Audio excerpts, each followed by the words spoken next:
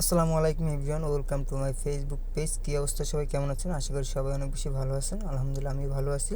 আজকে আমি আবার আসছি বাগান বাড়িতে, আমার স্যারের যে বাগান বাড়ি, তো সেখানে আজকে আবার আসছি দেখতে যে বাগান বাড়ির কী অবস্থা। আমি এর আগেও একবার এই বাগান বাড়ি নিয়ে ছবি দিয়েছিলাম, ভিডিও দিয়েছিলাম, সেখানে শুধু সবেদা হয়েছিল, তো সেই সবেদা দেখাইছিলাম। তো আজকে আবার আসছি বাগান বাড়িতে দেখতে যে বাগান বাড়ির কী অবস্থা। তো কিছুদিন আগে একবার এসে দেখে গেছি যে বাগান বাড়িতে ভালোই ফল হইতেছে, লিচু গাছে লিচু হইতেছে, লিচু ফুল দেখে গেছি ছোট ছোট।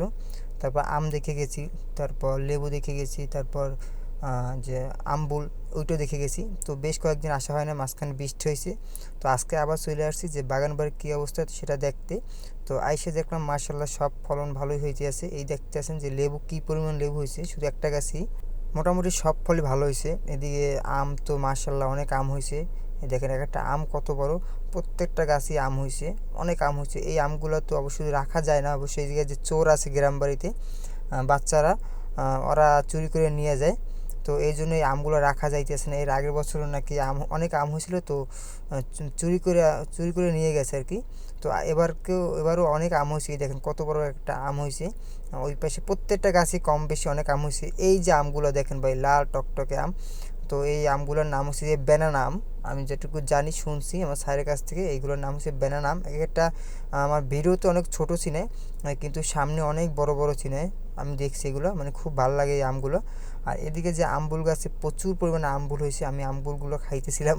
এই যে মাঝখানে বৃষ্টি হয়েছে, এই বৃষ্টিতে আমবুল গাছে যে মেইন যে ডালটা বাতাসে, সেই মেইন ডালটা ভেঙে গেছে, মানে প্রচুর পরিমাণে আমবুল হয়েছিল, তার মানে ভারে ওই গাছটার ডালটা ভেঙে গেছে।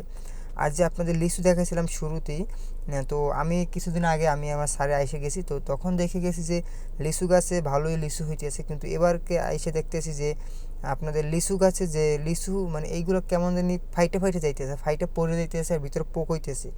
পোক খুব একটা কম, কিন্তু ফাইটে যাইতেছে।